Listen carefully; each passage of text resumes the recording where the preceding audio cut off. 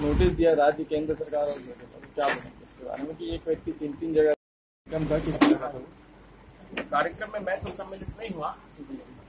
इतना जरूर चाहूंगा कि कल जो मामला सामने आया है, प्रदेश के कृषि और जल संसाधन मंत्री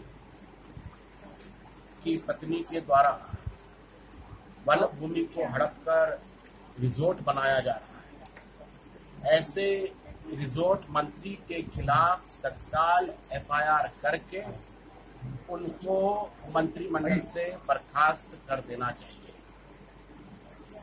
ये पहला मामला नहीं है। अमीर धरती के गरीब लोगों का इससे बड़ा जीवंत उदाहरण क्या होगा कि एक तरफ तो निर्दोष किसान आत्महत्याएं कर रहे हैं और दूसरी तरफ मंत्री लोग रिजोर्ट बना रहे हैं अय्याशी करने के लिए। दोनों ही पार्टियों के नेता जमीन के इस गोरख धंधे में लिप्त हैं। मैं मांग करता हूं अमित शाह जी से कि बृजमोहन अग्रवाल जैसे भ्रष्ट मंत्री को तत्काल बाहर का रास्ता दिखाएं। मैं मांग करता हूं कांग्रेस पार्टी के नेताओं से कि प्रदेश कांग्रेस कमेटी अध्यक्ष जैसे नेता जिन्होंने 77 एकड़ आदिवासियों की जमीन पर कब्जा कर लिया है, रोजाना उनके जमीन पर कब्जा करने वाले मामलों पर खुलासे हो रहे हैं, ऐसे नेताओं को तत्काल बाहर का रास्ता दिखाना चाहिए। अभी कांग्रेस की मजबूती देने के लिए राहुल गांधी आने वाले हैं, क्या बोलेंगे? राहुल गांधी जी आ रहे हैं, बस्तर जा रहे हैं। उनको 3 मुद्दों पर अपना और अपनी पार्टी का रुख स्पष्ट करना चाहिए। जिस मुद्दे का विरोध करने वो आ रहे हैं, एनएमडीसी का जो आदरणीय अजीत जोगी जी ने नगरनार में स्टील प्लांट बनाने का निर्णय लिया था, उस स्टील प्लांट का विनिवेश करने जा रही है नरेंद्र मोदी जी की सरकार। उसका विरोध करने राहुल गांधी जी आ रहे हैं, पर उनको मैं स्मरण दिलाना चाहता हूं कि विनिवेश करने का निर्णय 2013 में जब उन्हीं के पार्टी के प्रधानमंत्री मनमोहन सिंह जी देश का नेतृत्व कर रहे थे, उस समय लिया गया था। उस समय तो वो विनिवेश के पक्ष में थे, विनिवेश करने को उन्होंने ही मंजूरी दी। और आज जब सरकार विनिवेश करने जा रही है तो घड़ियाली आंसू बहाने यहाँ पे आए।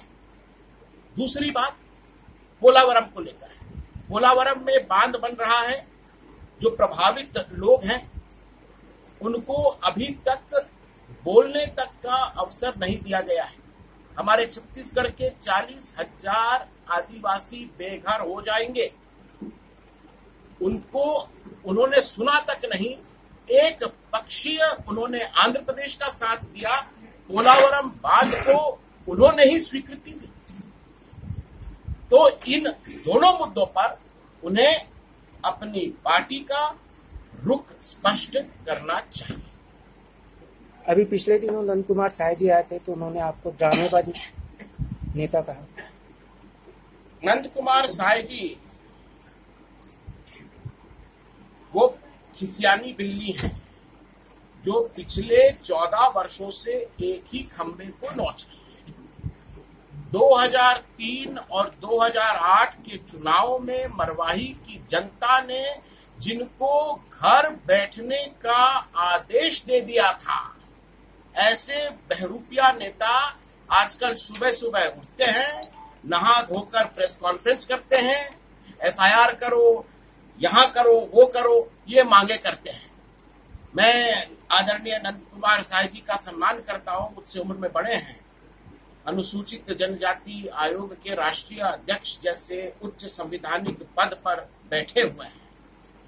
पोलावरम में जब आदिवासी बेघर हो रहा है, कन्हर नदी में बांध बन रहा है, सरगुजा का आदिवासी बेघर हो रहा है, 854 यहाँ के किसानों ने, जिसमें अधिकांश आदिवासी भाई हैं, ने आत्महत्या कर ली। इन सब मामलों में वो अपना मुंह क्यों नहीं खोलते? जब भी उन्होंने मुंह खोला जोगी की जाति, क्या और कोई उनको मुद्दा नहीं दिख रहा है? वो गैर कानूनी और असंवैधानिक तरीके से मरवाही की जनता के द्वारा दिया गया एक बार नहीं 4 बार जो ऐतिहासिक जनादेश हमारे परिवार को मिला है, उसको गैर कानूनी और ये फर्जी तरीके से रमन पावर्ड कमेटी के 4 अधिकारी तय करेंगे। नागपुर और दिल्ली के अधिकारी तय करेंगे कि अजीत जोगी जी की जाति क्या है, कि छत्तीसगढ़ में रहने वालों के माता पिता कौन है। इसका फैसला दिल्ली में होगा।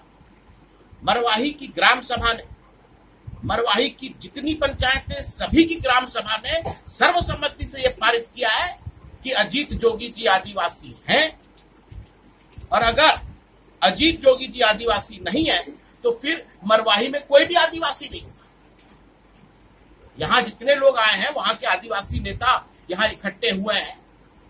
परिवार में कोई मेरा चाचा है, कोई मेरे बड़े पिताजी हैं, कोई मेरा भतीजा है, कोई मेरा भांचा है। अगर मैं आदिवासी नहीं हूं, मेरे पिताजी आदिवासी नहीं है, तो फिर ये भी आदिवासी नहीं होंगे। 4 बार मरवाही की जनता ने अपना आदेश सुना दिया है, और रमन पावर्ड कमेटी के 4 आयातित अधिकारियों में न संवैधानिक अधिकार है, न कानूनी अधिकार है कि वो उस आदेश को निरस्त कर सके। Thank you sir.